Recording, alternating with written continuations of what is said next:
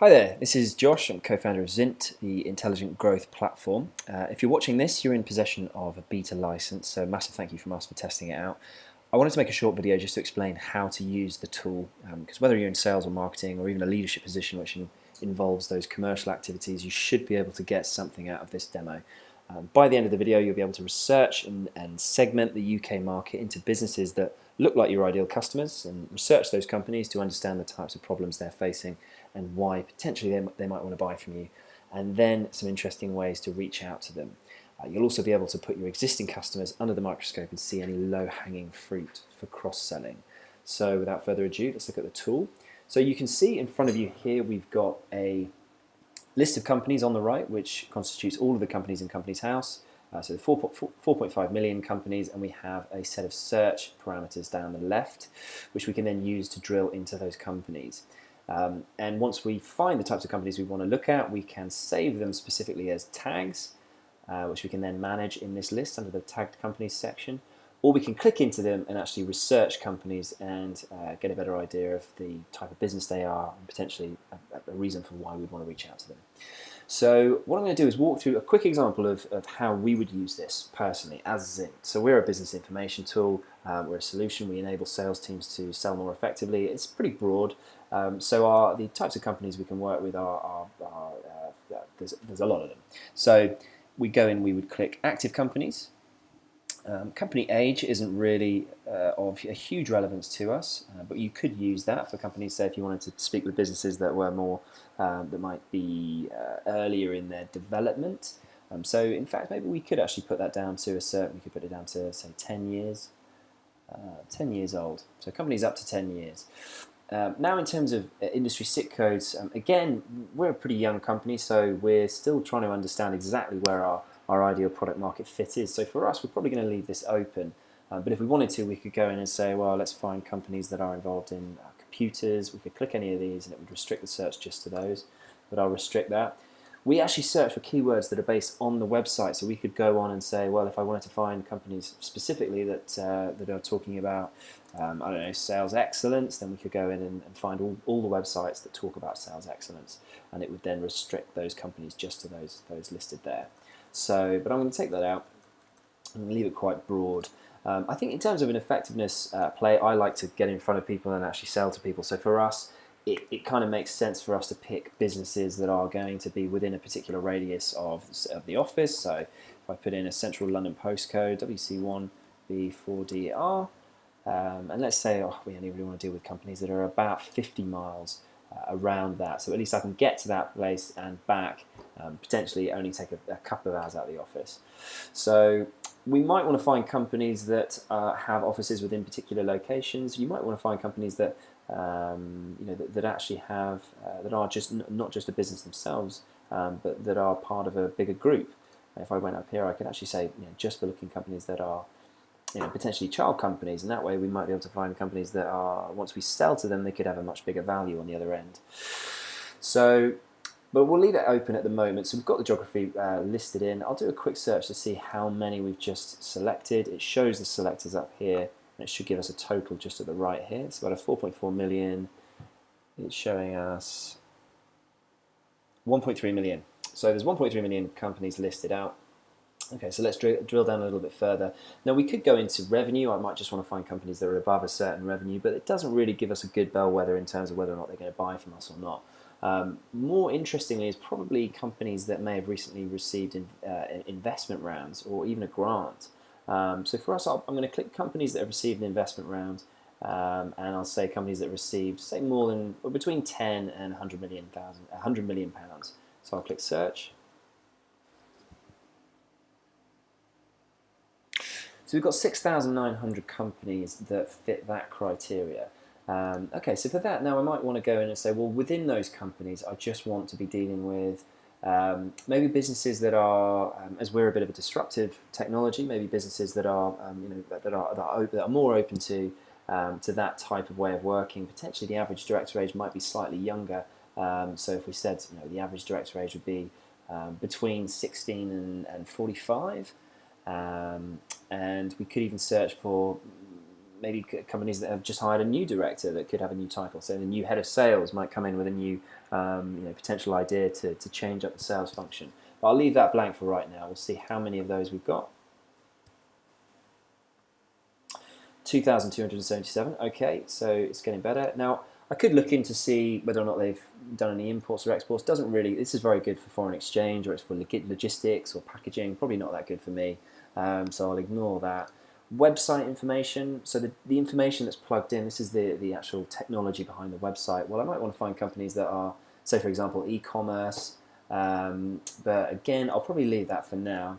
Are they hiring? Well, for us, it's probably quite useful for us to find companies that are hiring, because if, say, a business is hiring business development managers, that means they're probably looking to grow out their sales team, which means that scaling that sales team could create issues around finding data. That's quite an interesting tell for us. So actually, I'll say, right, we're just going to look for companies that are specifically hiring business development managers. So we'll look for that. Now, for us, it might make more sense for us to be speaking to customers within their budgeting windows. So typically it'll be 3 months before year end. So I could actually select a few months here, say June, July, August, where so their year end is within those, and at least we might be able to get and capture up some of that that final budget before they start their new financial year. I'll leave it open for now, and we'll see. I'm going to see how many results we've got back from that.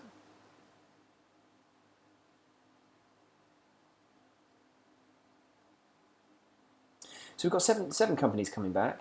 So, okay, what I could do is say, well, let's say, I'm quite happy with these. I'm going to take a look and see what they look like. But I say what I'm going to do is I'm going to click these and tag these specifically as, I can actually put them as, I'll put them as suspects. So now I've tagged them as suspects.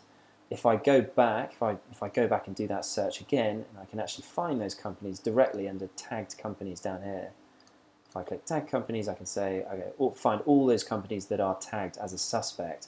Or on the other side, I could do another search and actually not look for companies that I've already tagged as suspects. So I know I'm always looking for fresh companies. All the data in here is always in real time, so it's much better to maybe manage it in here before taking it out and putting it into a spreadsheet or putting it into your CRM. Really better to get the companies, do your research, and then once you've got that final list, you can tag them and then you can upload them directly into your CRM system. So let's say, for example, I'm now looking at those customers. Those companies that look like good suspects. I'm going to upload those again.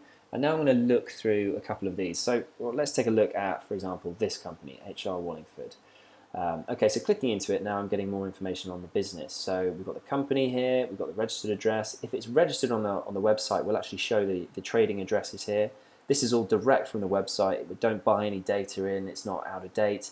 So you can see we've got information on who they are, independent research and consultancy in civil engineering.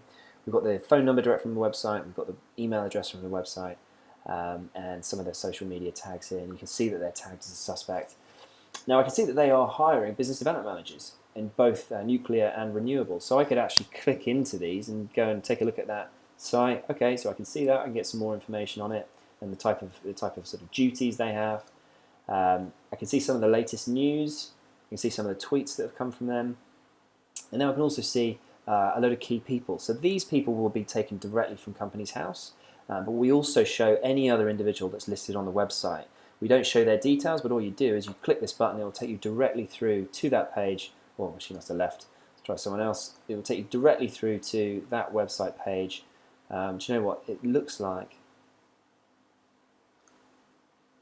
They've obviously taken that site down in the last couple of days. All right, so forget that. So if we go to the website section here, you can see an overview of the website. We can see the technologies that are listed.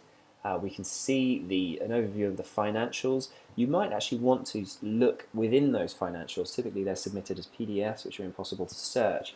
But in our tool, we can actually click into it and search specifically for any type of term in that financial. So we could even say, well, we want to talk about, we want to see whereabouts the business is talking about profit.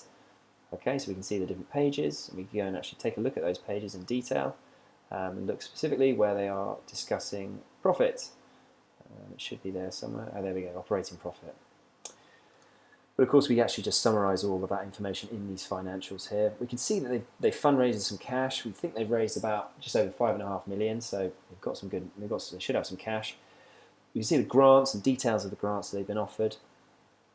We can see the recent legislation that's affecting that business, so it's always quite good to look at that because it gives you potentially a couple of urgency drivers or burning platforms to look at before going out and putting together a business case for dealing with those businesses. So we show the corporate structure here, so you can see this is all structured out. You can look at them in further detail. We could click into any of these if you look into it and say, well, all right, say if we're speaking to this group, some of these other companies look quite interesting, so why don't we take a look at, for example, DRL Software, this business, and dredging research. And of course it will open up a new tab. We could go and take a look at that and get more information on those businesses. Shut that down. So you see they're also hiring. What's this dredging company? That's not as interesting. And then finally, another useful thing that you can do is, let's imagine that this company is a customer. Well, if they are a customer and you've done some good business with them, you might have a good ROI. You might have a provable ROI document. Well, you've probably got in some way got a relationship with the senior board. What we show here through cross-sell opportunities is how those senior executives might offer a C-suite introduction to another business which could be a potential customer for you. So you can see within this, Graham Leeming is not just a director of the business that we were just looking at, the Wallingford company, but you can see there's also director of all these other companies, Hobury Park Estates, Dredging Research, C-Zone, and in fact Bruce Tomlinson, another person, is Corbett Clark. So, and if you hover over this line, it should give you a overview of what that relationship looks like. So he's the chief exec of this, and of course you can click into any of these. So this is a really powerful way to say, well, let's put in all of our customers to see whereabouts we might have potential cross-sell opportunities. And you can do that very easily within the platform by going and clicking on the email address and selecting a file. So if you create a list of companies that are all of your customers, select that file, upload it, and you'll then be able to see that as a set of your customers that will be down here in your tagged companies, and go through each different one and take a look at whereabouts you might have some cross-sell opportunities. So that's it. It's a whistle-stop tour. If you have any questions, please do reach out to me. This video will be up for the next couple of weeks, but I know that I haven't covered off everything. If you've got any questions about how to use it for particular use cases, please do get in touch. And hopefully I look forward to speaking to you all soon. All right, thanks, bye.